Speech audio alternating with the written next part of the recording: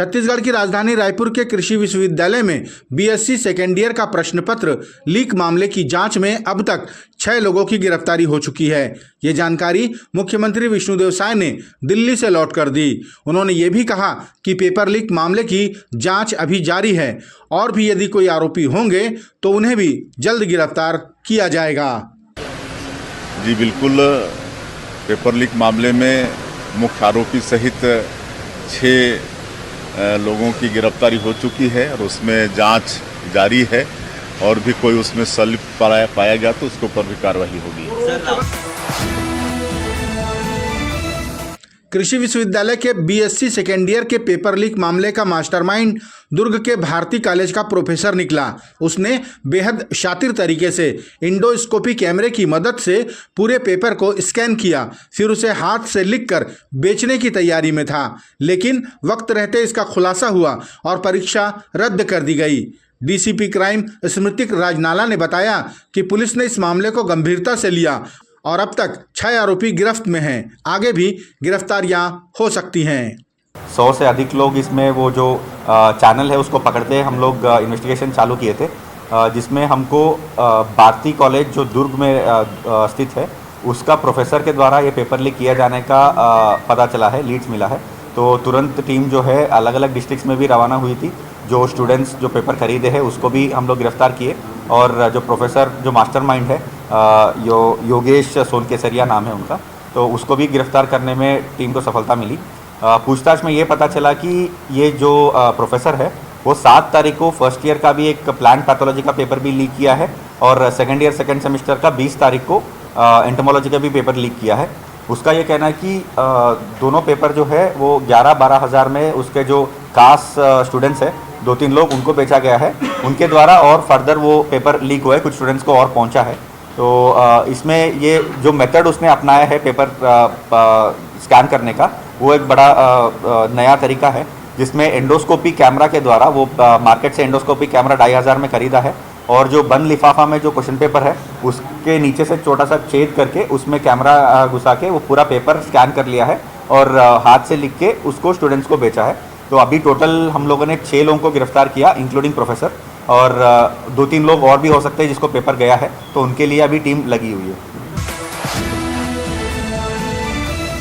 Congress party एक बार फिर Bharatiya Janata party को पेपर लीक और अयोध्या में चढ़ावा चोरी के मामले में घेरने की तैयारी में है। छत्तीसगढ़ के पूर्व मुख्यमंत्री भूपेश बघेल ने जानकारी दी कि अखिल भारतीय कांग्रेस कमेटी की CWC की मीटिंग में यह निर्णय लिया गया है। उन्होंने कहा कि भाजपा कहती है कि राम मंदिर चढ़ावा चोरी राज्य का मामला है, नहीं, ये संपूर्ण देशवासियों की आस्था का मामला है। सवाल तो पूछे जाएंगे और जवाब भी देना होगा। अब जब चढ़ावा चोरी हो गई तब केंद्र सरकार ये कहती है कि ये राज्य का मामला है। अरे ये राज्य का मामला नहीं है, यह आस्था का मामला है, करोड़ों लोगों का आस्था का मामला है। ये किसी राज्य का मामला नहीं, ये देश का मामला नहीं, पूरी दुनिया का मामला है। क्योंकि ये चढ़ावा जो है, चंदा जो है, पूरे देश और दुनिया के लोगों ने दिया है। मुझे भी विधानसभा में पूछा, धर्मलाल कौशिक जी ने मुझे सवाल किया था कि आपने चंदा दिया? मैंने कहा हाँ दिया। मेरे चेक का मांग मैंने बता दी, डेट भी बताया और राशि भी दी।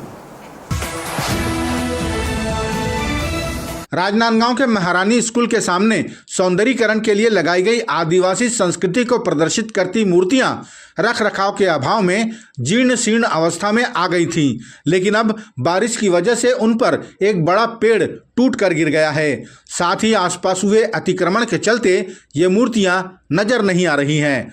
स्थानीय जनप्रतिनिधियों ने नगर निगम से मांग की है कि गिरे हुए पेड़ को तत्काल हटाया जाए और क्षतिग्रस्त मूर्तियों की मरम्मत की जाए। देखिए, ये अभी नया नगर निगम राजनांदगांव में जहां देखो वहां अतिक्रम हो रहा है। निश्चित तौर पर यदि मूर्ति के पास पेड़ गिरा हुआ है तो तत्काल उसको हटा देना चाहिए और उस मूर्ति के आसपास जितने भी अतिक्रम है उनको भी तत्काल हटाना चाहिए, क्योंकि ये अतिक्रम करने से ही पूरा शहर का स्थिति खराब होते जा रही है। निश्चित है निगम प्रशासन को मैं और अपनी ओर से अवगत कराऊंगा और तत्काल वहां जितने बसे हैं जो अतिक्रमण किए हैं मूर्ति के आदिवासी मूर्ति के आसपास जो उसको हटाना चाहिए और सुरक्षा से उसको नई मूर्ति क्षतिग्रस्त हुई थी नगर निगम प्रशासन उसको नई मूर्ति बना के सुरक्षित करके रखेगा।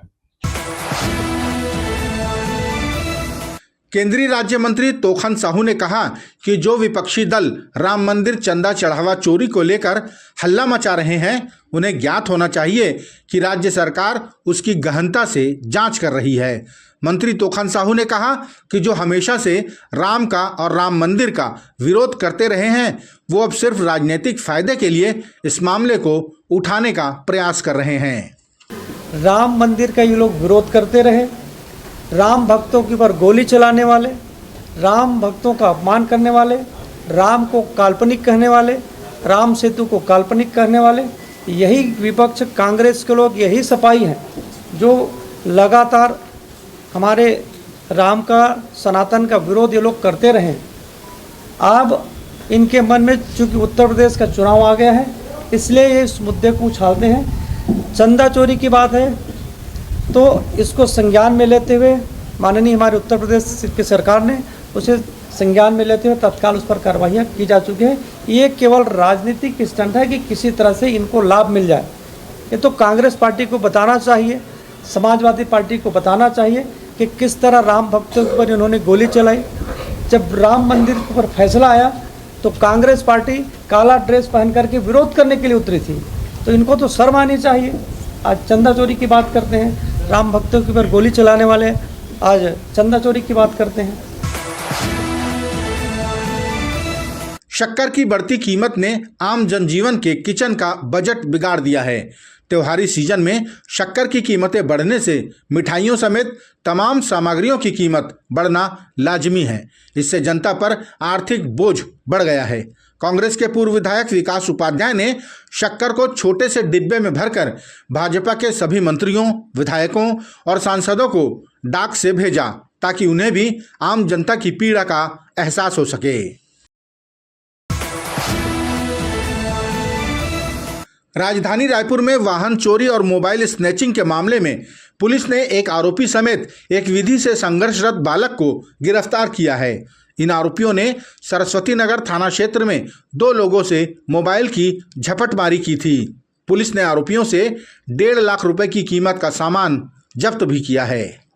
हमें थाना सरस्वती नगर एरिया से 19 तारीख को सुबह ये 2 लोगों से कंप्लेंट प्राप्त हुई कि 2 व्यक्तियों ने उनसे मोबाइल छिनताई की घटना कारित की है।